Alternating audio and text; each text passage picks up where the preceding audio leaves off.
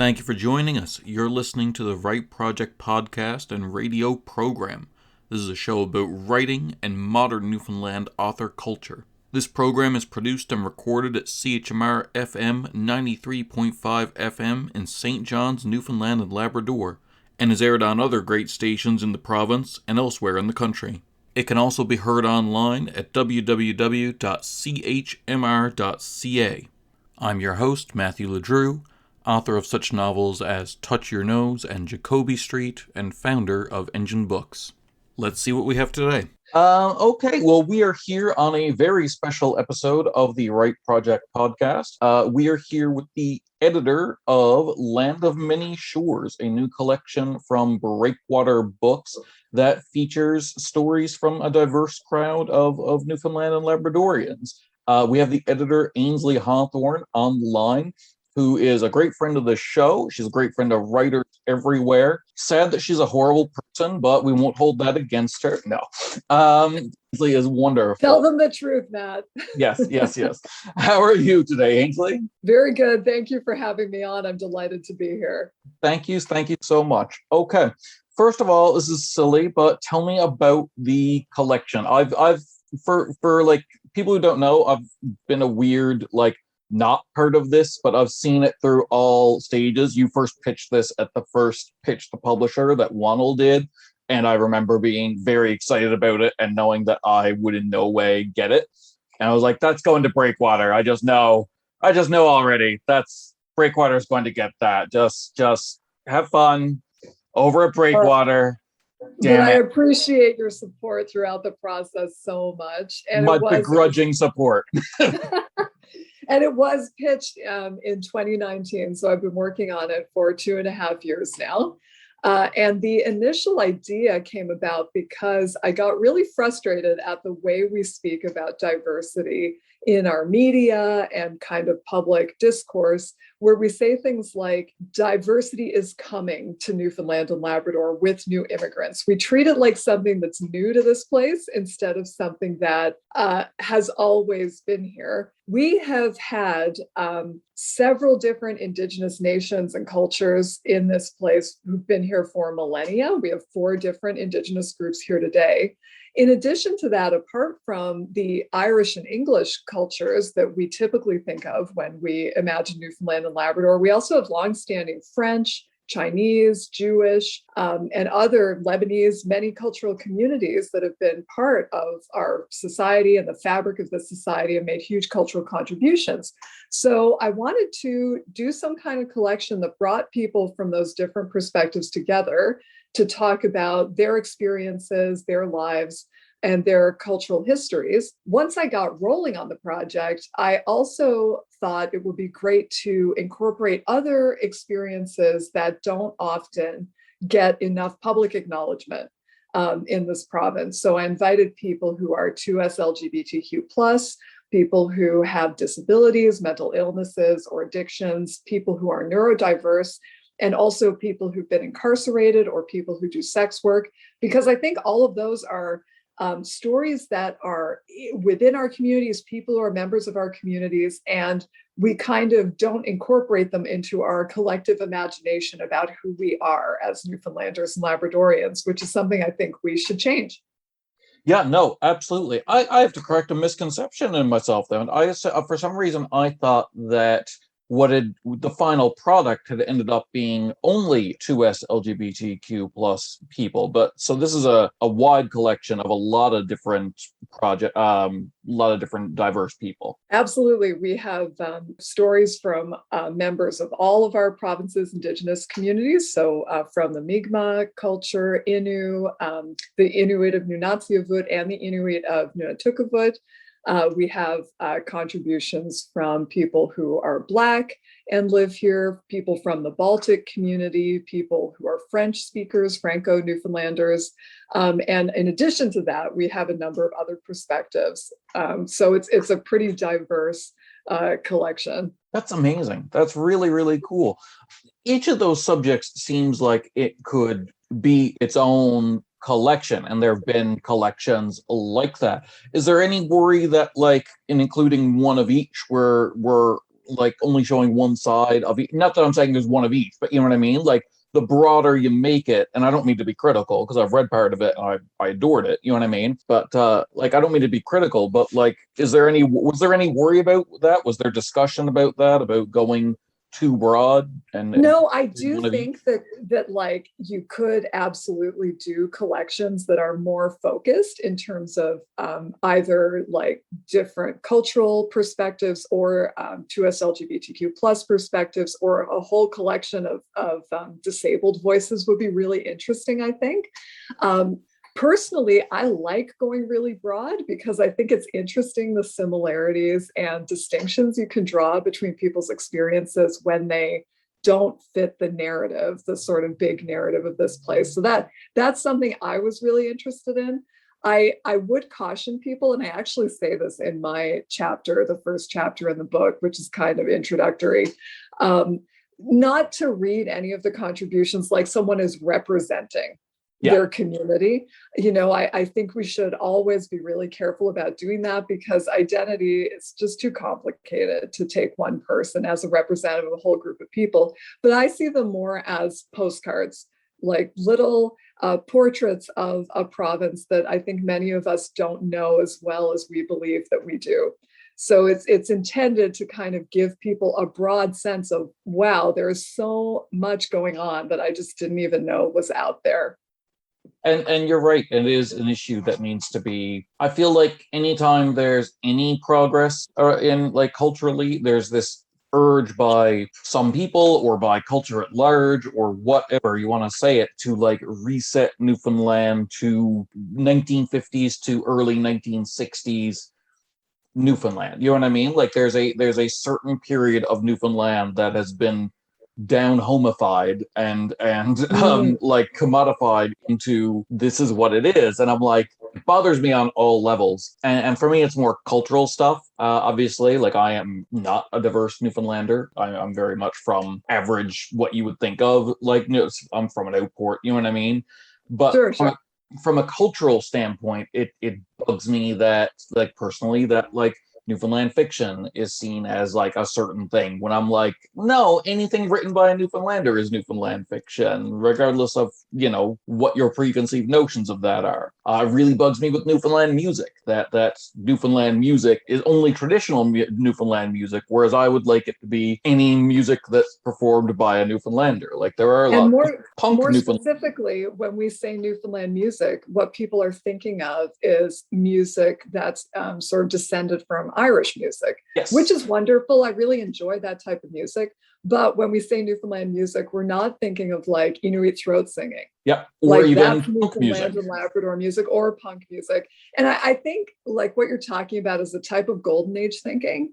Yeah. And as a historian, which is my kind of main field, cultural history, golden age thinking has always existed. People always think that, you know, 50 years ago, 100 years ago, things were so much better than they are today. And we're always imagining a reality that never really existed. Something that we sort of think there was a time when everyone, you know, had common ground and there was peace and we all got along. And unfortunately, that's never really been the reality. It's something that we kind of imagine and glorify.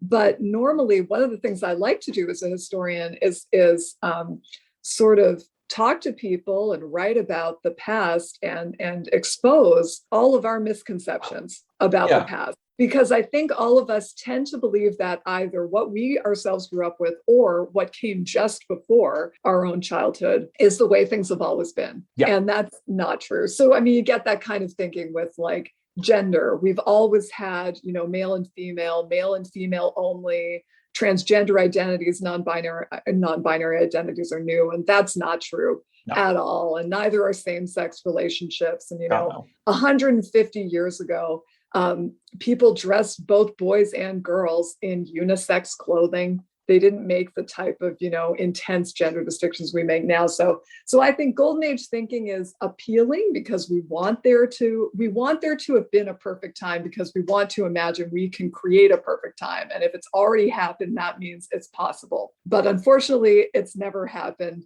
And thinking that way kind of just narrows our perspective on who we've been in the past. And I think we should widen it up and acknowledge how rich our past was. Yeah, when you do this kind of golden age thinking, which I like that term, I'm gonna adopt that. But like when you do that, you're not remembering, like, and we all do it to a degree, and it's toxic. And I try not to do it. You know what I mean? Like it's a toxic impulse. Doesn't mean you're toxic for doing it, but we all do Normal. It's Oh, normal. yeah. We all do it. Yeah. Yeah, but like your lovely husband once told me, I've wrote it on my like day planner is one of the quotes I like. He told me, nostalgia is a toxic influence or a toxic trait, and I was like, oh, I like that. But this kind of idea of golden age thinking, you're when you think about that, you're not really remembering the way something was. You're remembering a time when you were ignorant of the way things were. Like you're saying about same-sex couples. When you think to yourself, oh, in the 70s, just to pick a random day, there weren't same-sex couples. That's not true. What you're remembering is a time before you were aware of that. And it's super weird that you like remembering that. Yeah, it's either sort of thinking back to a time when you were ignorant of the real oppression that was going on in the world, and so your life felt easier, or it's not even remembering a time. It's just kind of having a wish about how the past might have been, and because we're not living the past now, it's easier to fantasize about it. Yeah. Because I know, like, when I think back to the stories from my grandparents about growing up in Newfoundland and Labrador, their life was not easy. No. In any way, shape, or form. So even though we sort of pick and choose parts of it and idealize it, we forget how hard it was to survive here for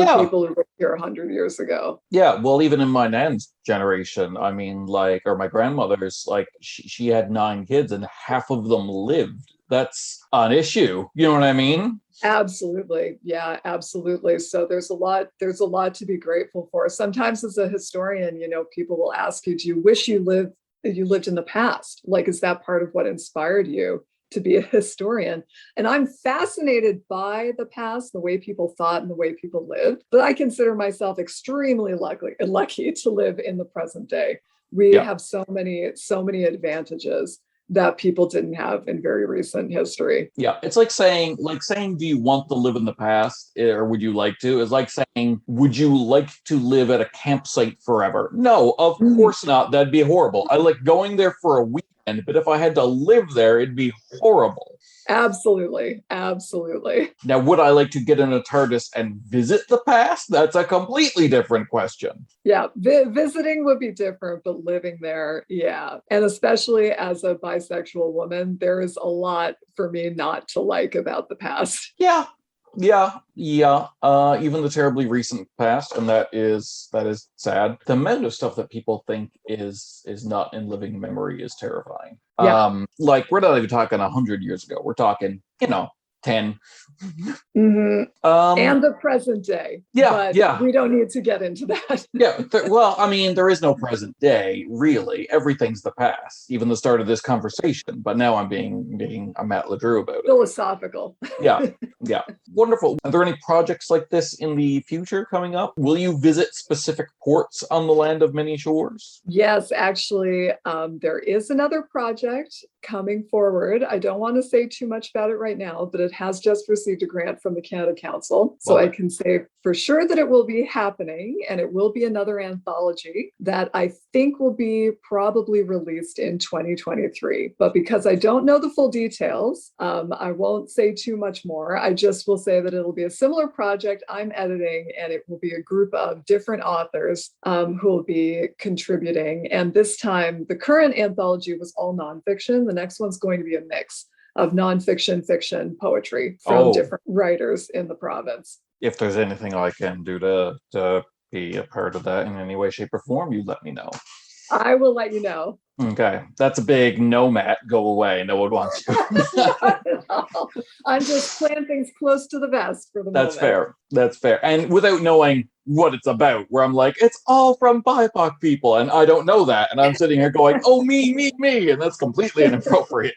Well, I'll be honest. I don't think I'd be the right editor for a collection that was all BIPOC, not being by myself. I would love to see that happen, but I don't think I'm the right person. Yeah, for sure. That's like we just put out Acceptance, Stories at the Center of Us. We teamed up with Quadrangle for that, but the second we did that, we were like, we're just the money. Everyone else, every other aspect goes to people in the community, just because it's like, nobody needs me putting my nose into that. That's nah.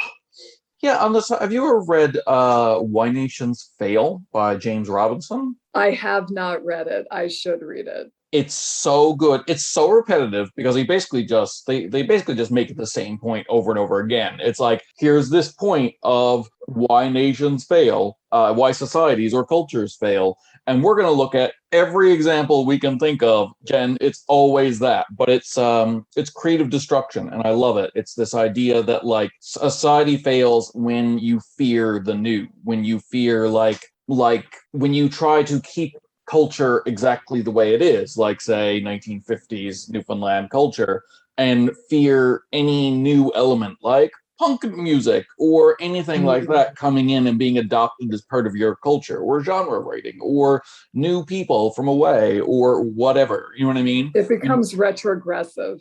Yes. Instead of constantly evolving. Yeah.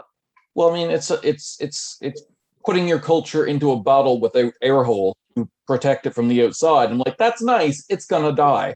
It's an interesting, I have a comparison point for this from my dance background, because I do Middle Eastern and international folk dance. And there's an issue in folk dance where people catalog what people in cultures are doing, and then they teach it to other people. But the minute that you catalog it, it's like pinning a butterfly.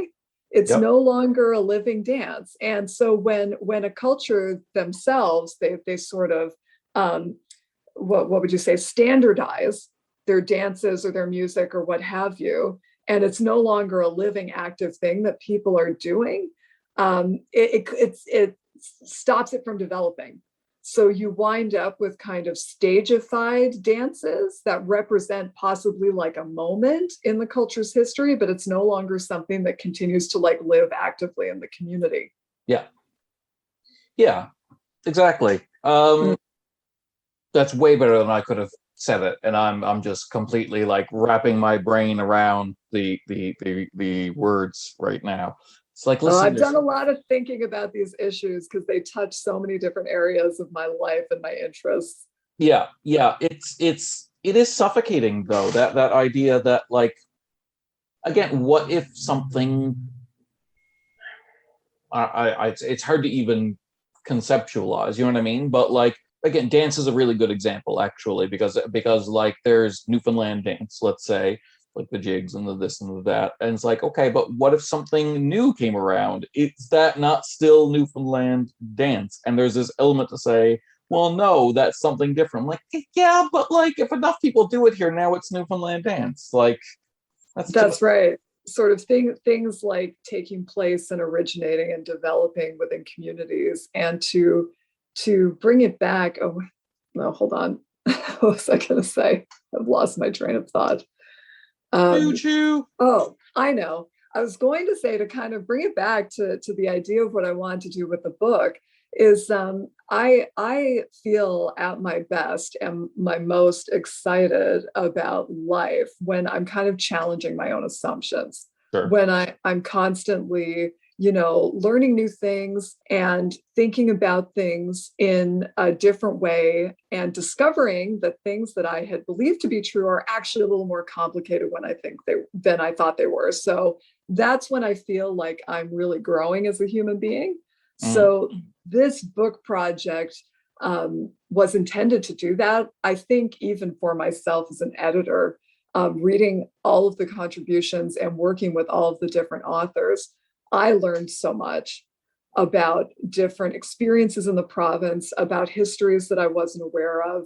So it was so stimulating for me. I hope that the readers will have a similar experience. Absolutely, 100%. There comes like I said, history is always happening. So it's like this is history now. You know what I mean? If that makes any sense whatsoever. That's a stupid thing, and I'm going to cut that out that I said. No, No, it isn't though, because like I do this history radio series for CBC, right? I do. And one of the pieces of history, 2015, 2016, because it is a previous pandemic. It's only 4 years ago. It's still a historical topic. So anyway, yes, history is also 5 years ago. It's also yesterday. Yeah, absolutely. Ainsley Hawthorn, what is your favorite and least favorite Stephen King novel, and why for each? Okay, of the ones I've read, my favorite is The Long Walk, which is one of the Bachman books. It was published, I read it in a collection of 4 of his Bachman publications. And I just thought it was so visceral. It was moving. It was sad. It was horrifying, but you had a very complex emotional experience reading it. And all of the characters were extremely sympathetic. So that was my favorite book that I read. And generally speaking, I have a preference for his earlier work. That's interesting. So I like the Bachman book. I like Carrie. I like Firestarter. I like all of his early works were based on like one strong idea.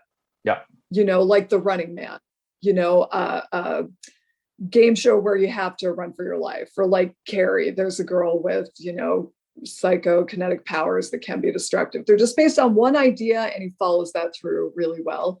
I also like the way he often uses in his early works sort of outside characters. Like in Carrie, a lot of the story is told by one of the other girls at the school. It's kind of like the C-3PO R2-D2, like, or what is it? Was that it was in one of the Kurosawa films as well. I forget if it's Seven Samurai, but the story is kind of told from like an outsider who's not one of the main characters. So I really like that in his early work. Of the ones that I've read, my least favorite was Desperation. That just bored the heck out of me. Yeah. And I know that was part of a 2-book set. There was like Desperation and The Regulators, I think. Yeah. I just found it very boring. It didn't have a strong like central narrative. So that was my least favorite. But the caveat I will give to all of this, that I read them a really long time ago, and I have not kept up with his more recent work. No, I've got off the train. I was reading like going through and reading them in order for fun a few years back, and at some point I just completely got off. I think what happened was I got to the first Dark Tower book and then decided to read all of those first, and then when I finished, I was just done. Like I had derailed the process. Yeah. That's a huge undertaking to read the Dark Tower books, which I have not read. I love the Dark Tower. I wrote my thesis on the Dark Tower. I adore the Dark Tower. Wow. But they get... I'll tell you a Stephen King book we have that I do like and recommend, although I haven't read this in a number of years either, is Stephen King's On Writing. Yeah, very, very good. Yeah, really good ideas about sort of his fundamental recommendations for being a writer and a fiction writer. Very interesting read.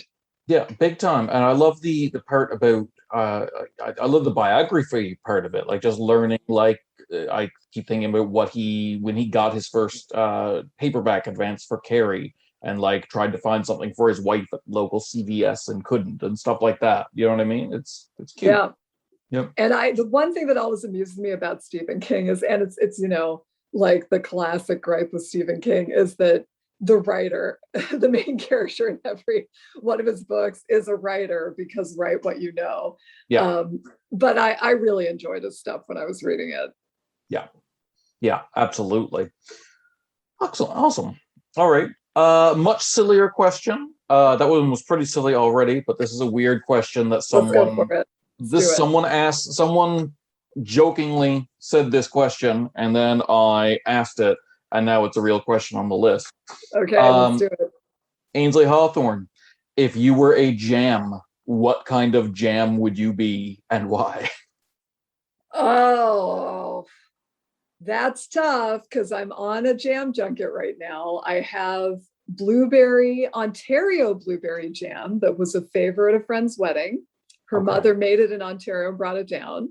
And I have wild raspberry jam that I got at a craft fair in Trepassey on the weekend. But I think I might have to come out of left field and say partridge berry. I do like partridge berry. It's just the right amount of tart and sweet. and is perfect on a T-bun. Yep. Okay. I like it. I like it a lot. I'm thinking about teaming up with the Jam Lady for. Okay, have you ever been to the farmers market and seen the Jam Lady that's there? Oh yeah, I'm Okay. friends with the Jam Lady, Sarah McCauley. Yes. So she also does some psychology and stuff like that. I can't remember what her. Yeah. So we're gonna. She either has the PhD or she has an advanced accreditation in clinical psychology. Yeah, I think child psychology. Yeah. Yeah, so we're gonna team up and do an episode where we analyze all the writers' jam choices and find out what that says about them psychologically, and then That's amazing. Yes, and then possibly if people sign off on it, the next that week at her table, there will be like Ainsley Hawthorn's partridge berry jam. Yeah. I love it. I love it. That's hilarious. And she's got radio experience too. She used to do the Friday night sex show on VOCM. I did not know that. Yeah, that's amazing. So she'll be a fantastic person to do that with. Awesome. Looking forward to it. Yeah. Ainsley Hawthorn, have you ever considered writing under a pseudonym, a fake name? Yes. I would not do it at this stage in my life, but I did write online erotica under a pseudonym in the past. Really? I did. We're going to talk about that off the air sometime. When I was really young, like when I was 19 or 20. Okay. And you'll never find it. I don't even know if it's still online. But I see. I did write under a pseudonym, but at this stage, all of the work that I'm doing kind of feeds into the other work that I'm doing. So I want it all to be associated. I can understand writing under a pseudonym if the work that you do, if the types of work that you do are so different from each other that there's little overlap in the audiences, and you want to make sure they can separate it out very easily. Yeah, for sure. Makes sense. Ainsley Hawthorn, have you ever Googled yourself? And if so, are you happy with the results? Yeah, I have Googled myself, and I have Google alerts set up and all that stuff. And I am happy with the results. I'm lucky to be the only person of my name, as far as I can tell, with a record on Google. So that makes it easier to sort me out. That's rare. Yeah. I have an unusual name, but I'm happy with it. And every so often I'll go in and you can sort by things that are posted recently, like in the past month. Yep. And I'll find things that I didn't know existed or hadn't been brought to my attention. Like sometimes an article I've written is quoted in a news story or something. And I like to find that because that's very rewarding to see when people are, using your work, they find your work worthwhile. That's how I found out that by Googling and seeing what had been posted recently, I found out that one of the articles I wrote about, it's about the superhumanization bias and how it pertains to how society views Black people, because we tend, and this is everyone in our culture, tends to think of Black men in particular as stronger, less susceptible to pain. So I wrote an article about that, and it was used in a case before the Supreme Court of the United States. It was cited. That is incredible. It was amazing. It was very moving, actually, to have my work used as sort of background or an expert resource or what have you on that topic. So I do like to Google myself because otherwise I'd never know that things like that were going on. Okay, but that's amazing. You're a celebrity. That's insane. But also, is there recording of them saying that? Because I would love to hear some like Supreme Court justice just butchering your name, just trying to say it. It'd be amazing. Well, it's, as far as I can tell, it was cited in a petition to the Supreme Court, and then they choose amongst the petitions which cases will come before them.